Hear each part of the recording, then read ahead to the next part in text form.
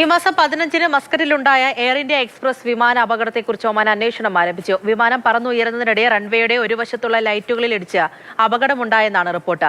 മസ്കറ്റിൽ നിന്നും കണ്ണൂരിലേക്കുള്ള വിമാനമാണ് അപകടത്തിൽപ്പെട്ടത്.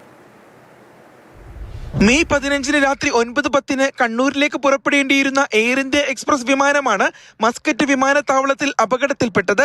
ടേക്ക് ഓഫിനിടെ റൺവേ എഡ്ജ് ലൈറ്റുകളിൽ ഇടിച്ച് ലൈറ്റുകൾക്ക് കേടുപാടുകൾ പറ്റിയെന്നാണ് ഇന്ത്യൻ മാധ്യമങ്ങളിൽ വന്ന വാർത്ത. സാങ്കേതിക തകരാറിനെ തുടർന്ന് വിമാനം റദ്ദാക്കിയെന്നായിരുന്നു അപകട ദിവസം വാർത്ത വന്നത്.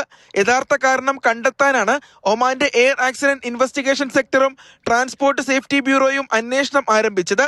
ടേക്ക് ഓഫിനിടെ വലിയ ശബ്ദം കേട്ടതായി യാത്രക്കാർ പറഞ്ഞിരുന്നു. സംഭവത്തെ തുടർന്ന് വിമാനത്തിൽ ഹൈഡ്രോളിക് ലീക്ക് ഉണ്ടായി.